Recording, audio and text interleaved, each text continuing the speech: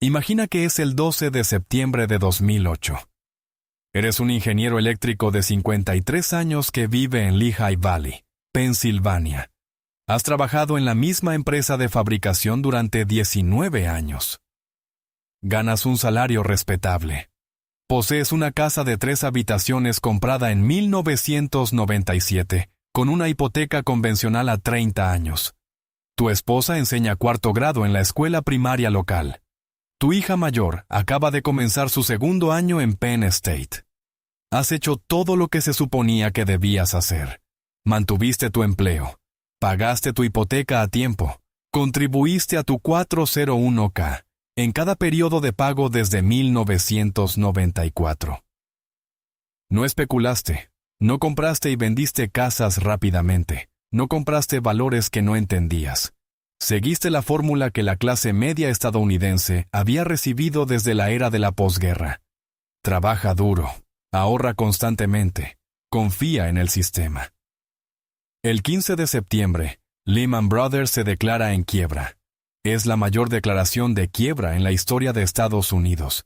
639,000 millones de dólares en activos desaparecidos.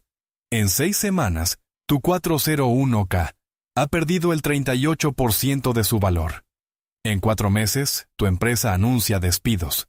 En 6 meses, eres uno de ellos. En un año, el capital de tu casa ha caído casi un 40%. La casa que compraste por $160,000 ahora está tasada en menos de lo que aún debes. No hiciste nada malo. No cambiaste nada. No tomaste decisiones imprudentes. Pero el sistema dentro del cual construiste tu vida se había estado deteriorando durante años antes de aquel lunes de septiembre. El fracaso no comenzó con Lehman Brothers. Lehman Brothers fue el momento en que el suelo cedió. La podredumbre en las vigas se había estado extendiendo durante más de una década. Y había 3 señales de advertencia específicas, medibles y estructuralmente idénticas visibles en los datos mucho antes de que el colapso tuviera un nombre. Las mismas 3 señales de advertencia que precedieron a la Gran Depresión de 1929.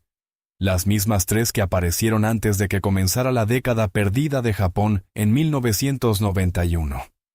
Las mismas 3 que precedieron a la crisis financiera asiática de 1997.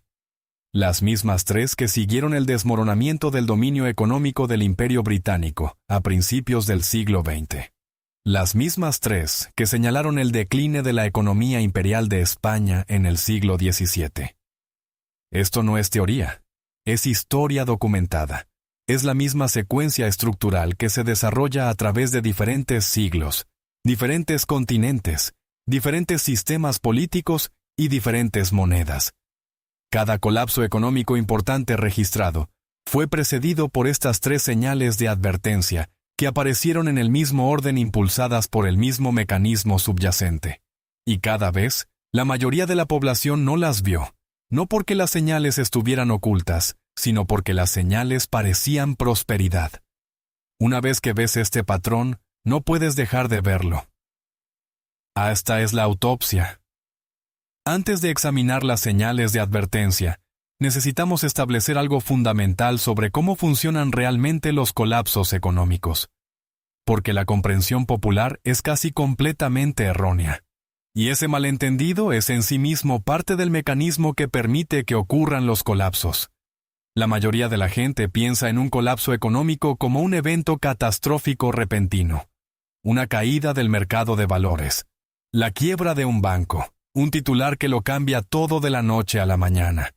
Lo imaginan como un terremoto, impredecible, violento, instantáneo. Esto es incorrecto. Un colapso económico no es un terremoto. Es un puente que ha estado perdiendo integridad estructural durante años, soportando un peso creciente mientras cada informe de inspección es falsificado o ignorado. El colapso es el momento en que el puente falla. Pero el fallo se decidió mucho antes de que ocurriera el colapso. Se decidió durante el periodo en que el puente parecía estar bien, cuando el tráfico fluía normalmente, cuando los ingenieros a cargo aseguraban a todos que la estructura era sólida. La fase más peligrosa de cualquier sistema económico no es la crisis. Es el periodo inmediatamente anterior a la crisis cuando todos los indicadores visibles sugieren estabilidad, cuando los precios de los activos están subiendo, cuando las cifras de empleo parecen aceptables, cuando el crédito es abundante, y cuando cualquiera que cuestione la salud del sistema es descartado como un pesimista que simplemente no entiende cómo funciona la economía moderna. Ese periodo tiene un nombre en cada análisis posterior al colapso. Se llama el blow-off top, la aceleración final. El último estallido de falsa confianza antes de que la estructura ceda y es producido por las mismas 3 señales de advertencia cada vez. La primera señal de advertencia no es un número en un gráfico, es una relación. Específicamente, es la relación entre el crecimiento del crédito y el crecimiento de la producción productiva. Cuando estos dos números se desacoplan, cuando el crédito comienza a expandirse significativamente más rápido que la economía real que se supone que debe financiar, una distorsión estructural entra en el sistema que no se autocorrige. Así es como funciona mecánicamente. El crédito en una economía sana cumple una función específica. Una empresa pide dinero prestado para construir una fábrica. La fábrica produce bienes. Los bienes generan ingresos. Los ingresos pagan la deuda y producen ganancias. El crédito fue productivo, creó algo real. El préstamo justificó su propia existencia. Pero el crédito no siempre se utiliza de forma productiva. También puede usarse para comprar activos existentes, para especular sobre la apreciación del precio, para financiar un consumo que no genera ingresos futuros, o para refinanciar deudas anteriores que por sí mismas no generaron un rendimiento productivo. En todos estos casos, la deuda se crea, la obligación es real, el interés debe pagarse, pero no se ha producido un aumento correspondiente en la capacidad productiva. Cuando el segundo tipo de crédito, el crédito improductivo, comienza a crecer más rápido que el primer tipo, la carga total de la deuda de la economía aumenta más rápido que la capacidad de la economía para pagarla. Cada año, la economía debe más en intereses y pagos de capital en relación con los ingresos que genera. Cada año, una mayor parte de la actividad económica se destina a pagar obligaciones existentes en lugar de crear nuevo valor. Esto no es una teoría, es una identidad contable. Si la deuda crece al 7% anual y el PIB crece al 2% anual, la relación entre ambos se está expandiendo. Matemáticamente, esto no puede continuar indefinidamente. En algún momento, la carga de la deuda excede la capacidad del sistema para soportarla. La pregunta nunca es si este proceso es sostenible. No lo es. La pregunta es cuánto tiempo persiste antes de que llegue la corrección. Estados Unidos 1920 a 1929. Durante la década de 1920, la deuda privada total en Estados Unidos se duplicó aproximadamente, mientras que el PIB real creció aproximadamente un 42%. La brecha entre la creación de crédito y la producción productiva se amplió cada año durante casi una década. El exceso de crédito fluyó abrumadoramente hacia 2 canales: la especulación bursátil y los préstamos a plazos para el consumo. Para 1929, los préstamos de corredores, el crédito extendido a inversores que compraban acciones a margen, habían alcanzado aproximadamente $8.500 millones. Ajustado al tamaño de la economía, esta era una cifra sin precedentes. Mientras tanto, la deuda de consumo a plazos para la compra de automóviles, electrodomésticos y muebles a crédito había aumentado de aproximadamente $2.600 millones en 1919 a más de $7.000 millones en 1929. La economía parecía estar en auge, la producción industrial estaba aumentando. El empleo era fuerte. El mercado de valores alcanzaba nuevos máximos casi semanalmente. Todos los indicadores superficiales sugerían una salud robusta. Pero bajo la superficie, la economía productiva no crecía lo suficientemente rápido como para soportar las obligaciones que se construían sobre ella. El crédito no estaba creando una capacidad productiva proporcional. Estaba inflando los precios de los activos y adelantando la demanda de los consumidores. Cuando llegó la corrección en octubre de 1929, no destruyó una economía sana. Reveló una economía que había sido estructuralmente deficiente durante años. La caída fue la radiografía. La enfermedad ya estaba avanzada. Japón 1985 a 1991. Tras el acuerdo del Plaza de 1985, el Banco de Japón bajó agresivamente las tasas de interés para compensar el efecto contractivo de un yen que se fortalecía rápidamente. El crédito barato inundó el sistema. Entre 1985 y 1990, los préstamos bancarios en Japón se expandieron aproximadamente un 75%. El PIB real durante el mismo periodo creció aproximadamente un 23%. El exceso de crédito no financió nuevas fábricas o avances tecnológicos. Financió la especulación inmobiliaria y la inversión bursátil. Para 1989, el valor total de los bienes raíces japoneses se estimaba en aproximadamente $20 billones.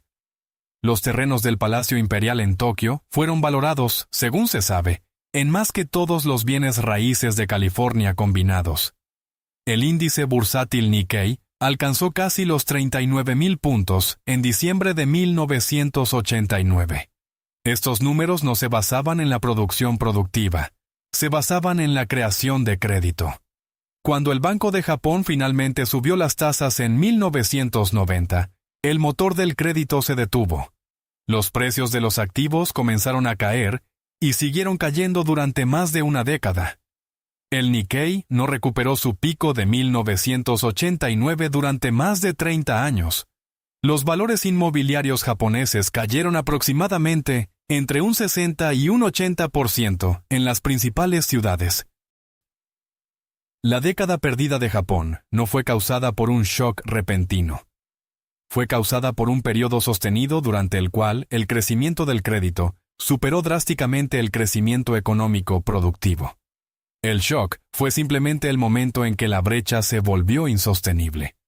Piensa en lo que eso significa. El periodo que parecía la mayor prosperidad de Japón fue en realidad el periodo durante el cual se estaban sentando las bases de los siguientes 30 años de estancamiento. El auge fue la advertencia. Estados Unidos, de nuevo, 1997 a 2007. En la década anterior a la crisis financiera de 2008, la deuda total de los hogares en Estados Unidos creció de aproximadamente $5,5 billones a casi $14 billones. Solo la deuda hipotecaria se triplicó aproximadamente. Mientras tanto, el ingreso real mediano de los hogares se mantuvo esencialmente plano, creciendo menos del 2% durante toda la década después de ajustar por inflación. El crédito se expandía a múltiplos del crecimiento de los ingresos, y el crédito no estaba construyendo capacidad productiva. Estaba financiando compras de viviendas a precios cada vez más desconectados, gasto de consumo con dinero prestado y un sector financiero que había crecido de aproximadamente el 4% del PIB en la década de 1970 a más del 8% para 2006. El sector financiero no producía bienes, producía instrumentos, valores respaldados por hipotecas, obligaciones de deuda garantizadas, swaps de incumplimiento crediticio.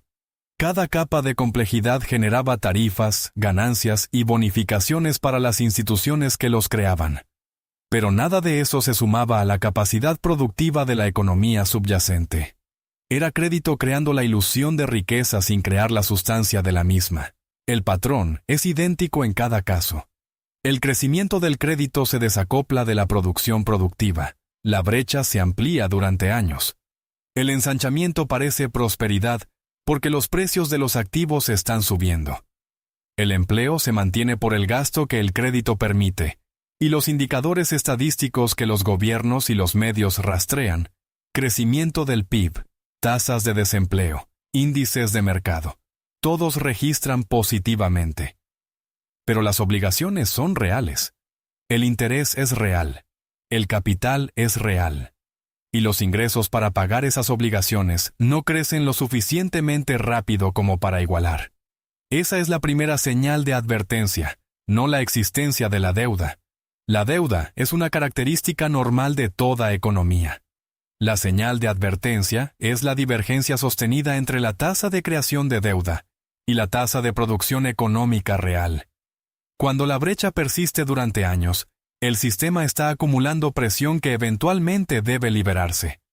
Esto nos lleva directamente a la segunda señal de advertencia, porque el exceso de crédito no se distribuye uniformemente por la economía. Se concentra, y donde se concentra te dice exactamente dónde se originará el colapso y quién pagará el precio más alto. La segunda señal de advertencia es el desprendimiento del precio de los activos de la realidad económica subyacente. Cuando el precio de un activo, ya sean acciones, bienes raíces, bonos o materias primas, sube significativamente más rápido que el ingreso, el alquiler, las ganancias o la utilidad que genera ese activo, se abre una brecha entre el precio y el valor. Esta brecha tiene un nombre clínico. Se llama prima de valoración. En cantidades moderadas, las primas de valoración son normales. Los mercados valoran las expectativas futuras. El optimismo es una característica, no un error.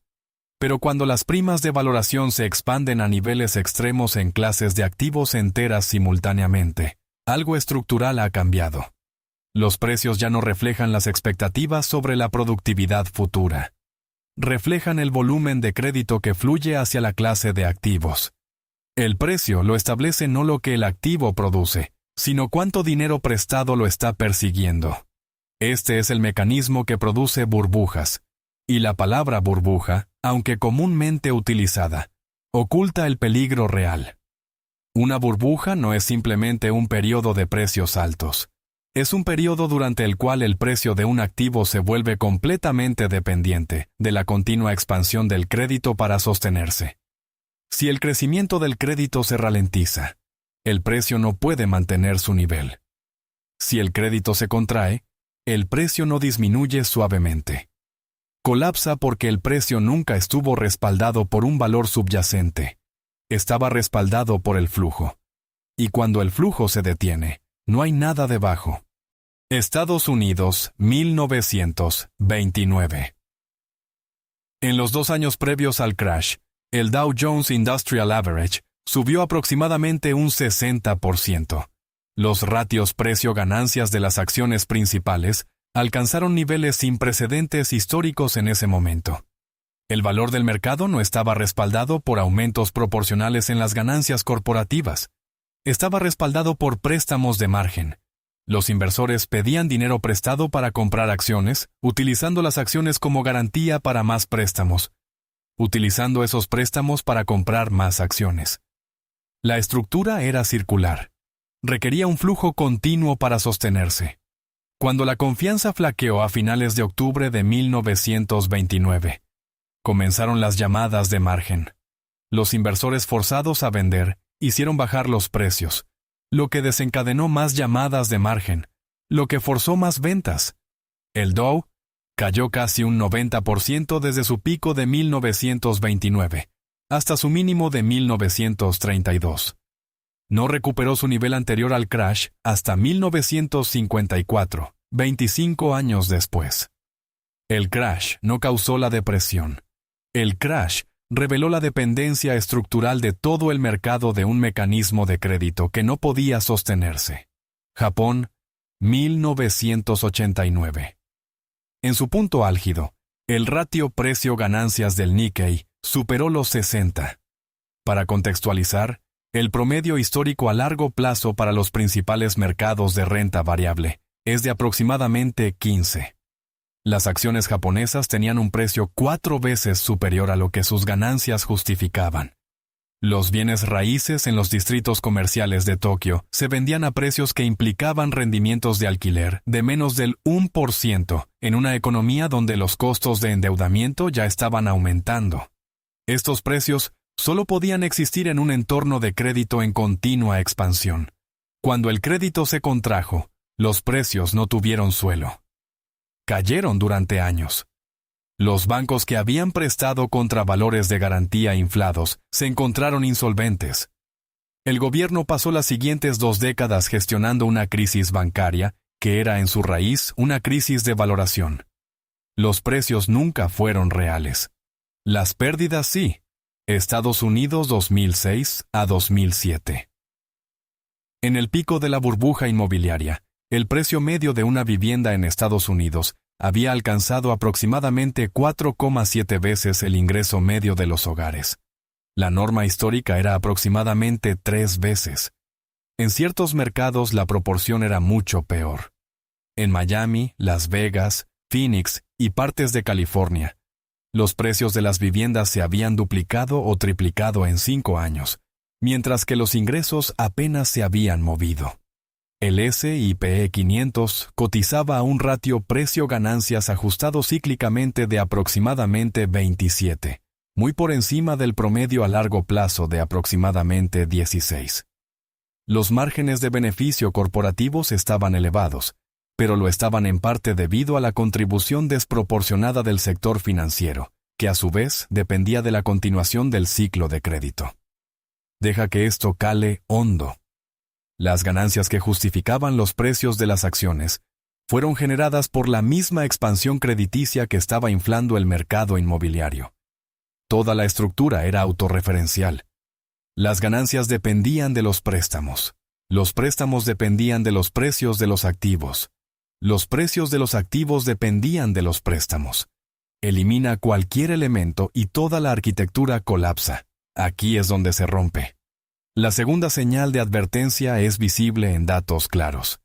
Ratios precio-ganancias, ratios precio-ingresos, ratios precio-alquiler, valoraciones ajustadas cíclicamente. Estas no son métricas oscuras.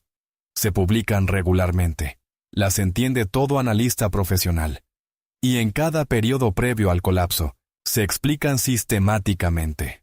Las explicaciones varían.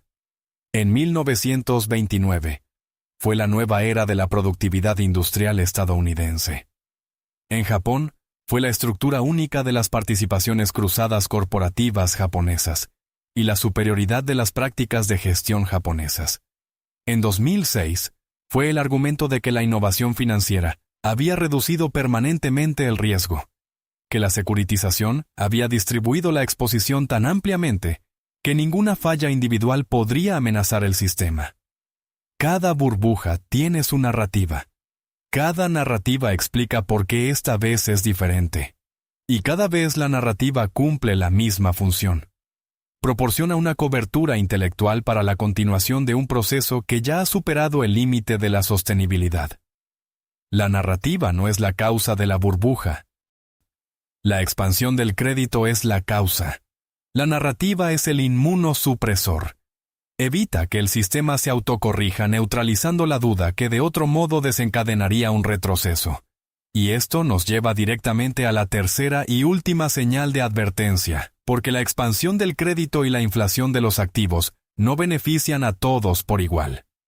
Concentran las ganancias en manos de quienes poseen los activos que se inflan, mientras que la economía productiva que emplea a la mayoría de la población se estanca o deteriora.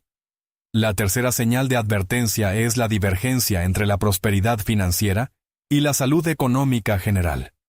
Cuando los propietarios de activos financieros experimentan una rápida acumulación de riqueza, mientras los salarios medios se estancan, mientras la participación en la fuerza laboral disminuye, mientras el costo de los bienes esenciales como la vivienda, la atención médica y la educación sube más rápido que los ingresos, la economía se está dividiendo en 2 realidades separadas.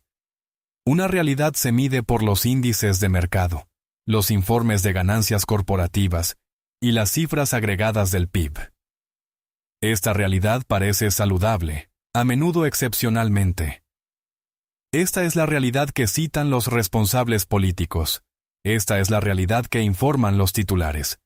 Esta es la realidad que hace que cuestionar la salud del sistema parezca irracional. La otra realidad la vive la población en general. Salarios que no siguen el ritmo de los costos. Empleos menos seguros, menos permanentes y menos probables de proporcionar beneficios. Una creciente dependencia del crédito para mantener un nivel de vida que las generaciones anteriores lograron solo con ingresos. Una sensación difícil de articular, pero imposible de ignorar de que el sistema está funcionando maravillosamente para alguien, pero ese alguien no eres tú. Esta divergencia no es un comentario social, es un diagnóstico estructural. Te dice algo preciso sobre la naturaleza de la expansión del crédito en curso. Te dice que el crédito no fluye hacia la inversión productiva que aumenta los salarios y crea prosperidad generalizada. Fluye hacia los mercados de activos que benefician a los actuales poseedores de activos. Y esta divergencia es en sí misma una fuerza desestabilizadora, porque cuando la población en general no experimenta un crecimiento de los ingresos, no puede absorber precios más altos para los bienes esenciales sin aumentar su endeudamiento. Y cuando aumenta su endeudamiento, se suma a la carga total de la deuda que la economía productiva no puede soportar. La divergencia acelera la misma brecha crédito-producción identificada en la señal de advertencia 1. Es un ciclo de retroalimentación. Estados Unidos, 1928 a 1929. En el año anterior a la Gran Depresión, los beneficios corporativos alcanzaron niveles récord. El mercado de valores alcanzó máximos históricos.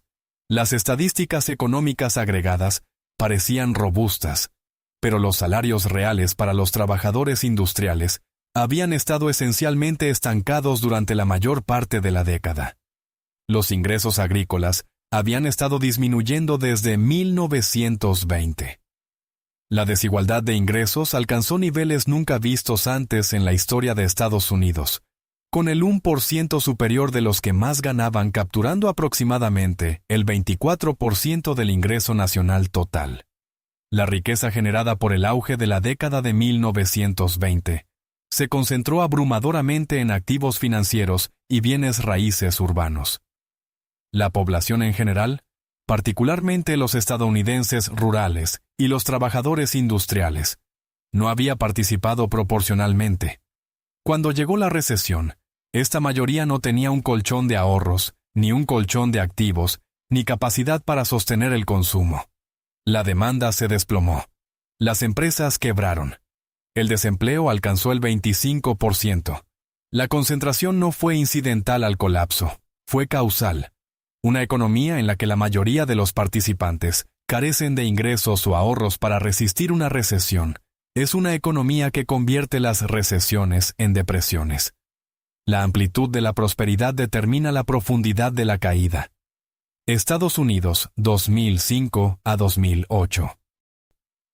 En los años previos a la crisis financiera, las ganancias corporativas como porcentaje del PIB alcanzaron niveles no vistos desde la década de 1960. El S&P 500 alcanzó máximos históricos. El crecimiento del PIB parecía estable, pero el ingreso mediano real de los hogares se había mantenido plano desde aproximadamente el año 2000. La proporción del ingreso nacional destinada al 10% superior había aumentado de aproximadamente el 33% en 1979, a casi el 50% en 2007. Las tasas de propiedad de vivienda habían aumentado, pero lo habían hecho gracias a préstamos de alto riesgo, subprime, hipotecas de tasa ajustable y préstamos sin documentación extendidos a prestatarios que no podían mantener los pagos si las condiciones cambiaban incluso ligeramente. La apariencia de una prosperidad creciente fue fabricada por productos crediticios diseñados para sustituir el crecimiento de los ingresos que no se estaba produciendo. Cuando los precios de la vivienda dejaron de subir y las tasas ajustables se restablecieron, los prestatarios en la parte inferior de la distribución de ingresos incumplieron primero. Sus incumplimientos desencadenaron pérdidas en el mercado de valores respaldados por hipotecas, lo que desencadenó pérdidas en los bancos que tenían esos valores, lo que desencadenó una contracción del crédito, lo que desencadenó una recesión, lo que desencadenó más incumplimientos. Las pérdidas se propagaron hacia arriba a través del sistema desde el punto exacto donde la divergencia era mayor. Las personas que pagaron el precio más alto fueron aquellas que el sistema había atraído al final y en las peores condiciones. Prestatarios subprime, compradores de vivienda por primera vez en mercados recalentados, trabajadores de la construcción y servicios inmobiliarios que perdieron sus empleos cuando estalló la burbuja, y comunidades desproporcionadamente negras e hispanas que habían sido específicamente blanco de operaciones de préstamos abusivos. Las personas que se recuperaron más rápido fueron aquellas con activos diversificados, acceso a liquidez y la capacidad de comprar activos en dificultades en el fondo. Para 2012, grandes inversores institucionales estaban comprando casas embargadas al por mayor a 30 o 50 centavos por dólar y convirtiéndolas en propiedades de alquiler. La misma crisis que destruyó la propiedad de vivienda de la clase media se convirtió en una oportunidad para la acumulación concentrada de capital. Esto no es una opinión. Esta es la distribución documentada de los resultados. Ahora, observe las 3 señales de advertencia como un sistema único. Primera señal de advertencia. El crecimiento del crédito se desacopla de la producción productiva. La economía acumula obligaciones más rápido de lo que genera la capacidad para cumplirlas. Esto crea una fragilidad estructural que aumenta con cada año que pasa. Segunda señal de advertencia. El exceso de crédito infla los precios de los activos más allá de cualquier relación con el valor subyacente. La inflación parece prosperidad. Se registra en todas las métricas convencionales, pero depende de la continuación del flujo de crédito que la creó. Tercera señal de advertencia. Las ganancias se concentran entre los propietarios de activos, mientras la economía general se estanca. La mayoría de la población sustituye el crédito por el crecimiento de los ingresos, profundizando el mismo desequilibrio que hace que el sistema sea frágil. Cuando llega la corrección, esta mayoría absorbe las mayores pérdidas mientras posee los recursos más escasos para resistirlas. Fragilidad, ilusión, concentración. Cada señal de advertencia alimenta a la siguiente. La expansión del crédito permite la inflación de los activos. La inflación de los activos impulsa la concentración. La concentración debilita la base económica general. La base debilitada requiere más crédito para sostener el consumo. Más crédito amplía la brecha entre la deuda y la producción. El sistema acelera hacia su propio fracaso, no porque alguien lo intente, sino porque la estructura de incentivos en todos los niveles, desde la política del Banco Central hasta las decisiones individuales de endeudamiento, selecciona el siguiente paso incremental en la secuencia. Cada paso es racional para el actor que lo da. El oficial de préstamos aprueba la hipoteca porque las pautas lo permiten y la comisión depende de ello. El banco empaqueta las hipotecas porque el mercado demanda el producto y las ganancias son inmediatas. El Banco Central mantiene las tasas bajas porque la inflación parece contenida y el empleo parece estable. El comprador de vivienda toma el préstamo porque la casa se está apreciando y la alternativa es quedarse permanentemente fuera del mercado. Cada participante se comporta racionalmente dentro de su contexto local. Nadie se comporta racionalmente dentro del contexto sistémico, y nadie tiene la autoridad, la información o el incentivo para actuar en nombre del sistema en su conjunto.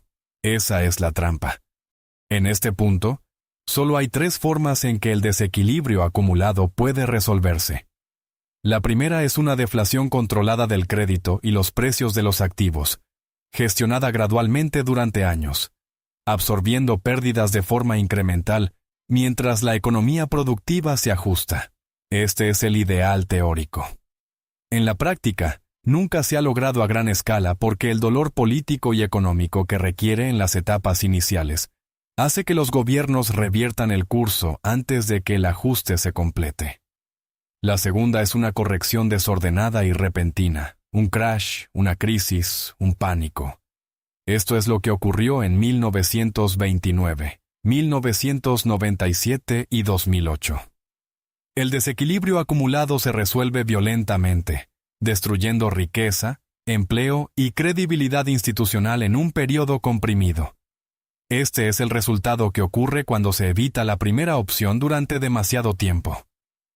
La tercera es un intento de eliminar el desequilibrio mediante la expansión de la oferta monetaria y la supresión de las tasas de interés, transfiriendo efectivamente el costo a los tenedores de moneda y a los ahorradores a través de la erosión del poder adquisitivo.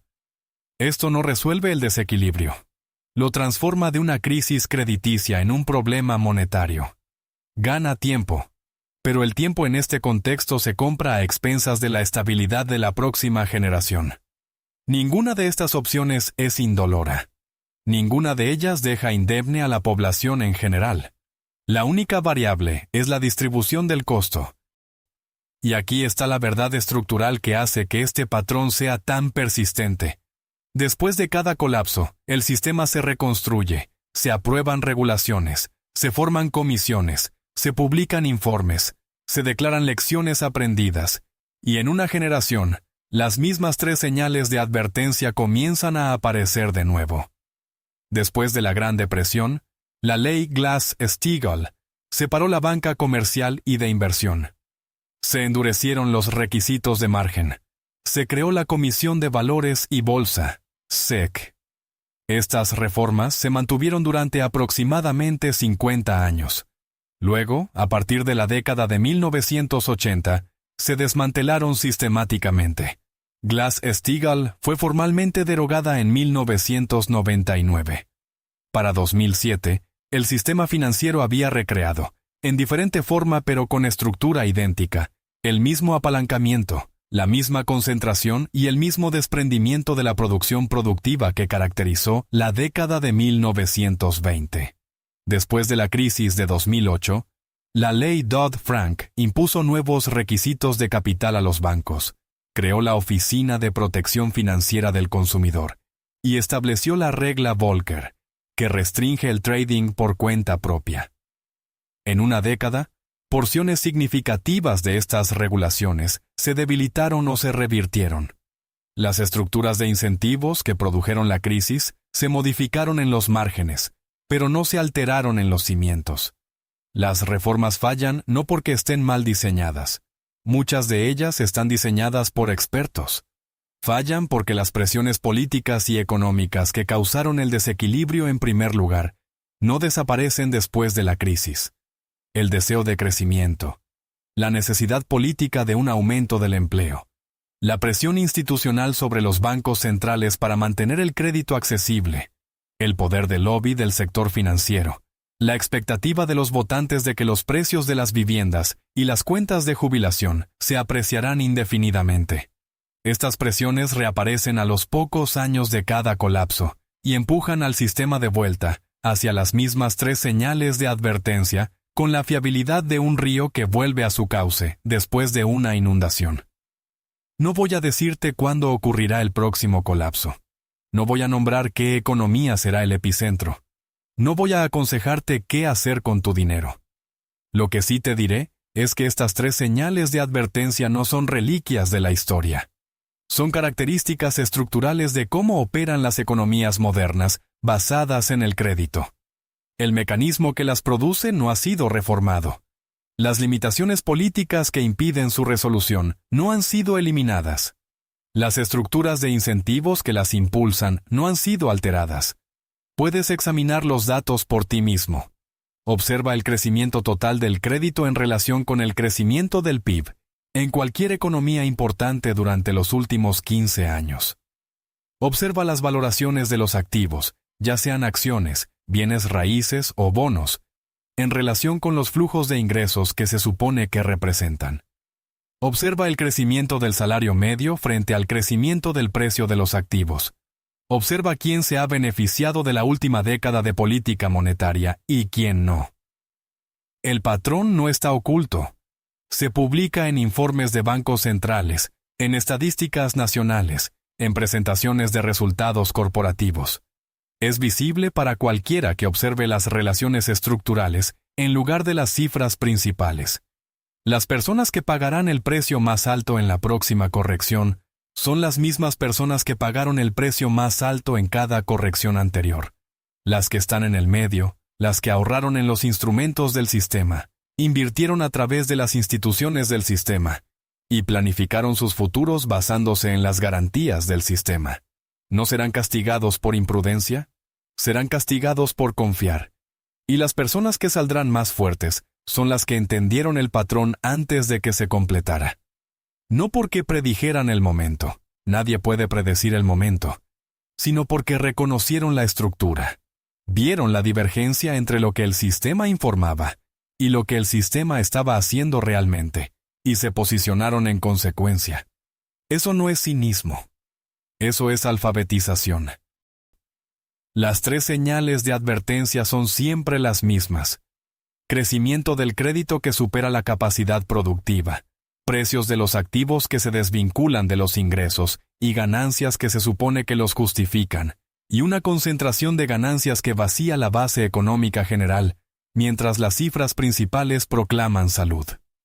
Una vez que se establece la primera condición, le sigue la segunda. Una vez que la segunda está en marcha, la tercera está prácticamente garantizada. No por conspiración, no por malicia, sino porque la estructura de las economías basadas en el crédito, bajo las limitaciones políticas de la gobernanza democrática y los incentivos institucionales de la banca central, selecciona estos resultados de la misma manera que la gravedad selecciona el descenso. Los individuos cambian, los instrumentos cambian, los acrónimos cambian, el mecanismo no. La pregunta nunca es si un conjunto particular de reguladores o formuladores de políticas es lo suficientemente competente para evitarlo. La pregunta es si la estructura se lo permite, y en cada caso que he estudiado a lo largo del último siglo de historia financiera. Para cuando el público comienza a hacer esa pregunta, la estructura ya ha proporcionado su respuesta. El patrón es legible ahora mismo, hoy, en datos a los que cualquiera puede acceder. La única pregunta es si estás leyendo el patrón o si estás dentro de él. Este es un análisis histórico y educativo. No es un consejo financiero o de inversión. Nada de lo presentado aquí debe interpretarse como una recomendación para comprar, vender o mantener ningún activo, valor o instrumento financiero. Si este tipo de análisis estructural te importa, si prefieres entender la maquinaria que reaccionar a los titulares, considera suscribirte. Este canal existe para examinar la arquitectura del fracaso. Mientras la mayoría de la gente sigue admirando el edificio, los patrones no esperan permiso. Tampoco debería hacerlo tu entendimiento. Si este análisis cambió la forma en que ves los cimientos de nuestra economía moderna, por favor suscríbete y dale a me gusta al video. Estamos desenterrando la historia estructural que han intentado ignorar. Asegura tu comprensión del futuro. La próxima inmersión profunda en la maquinaria del sistema comenzará pronto.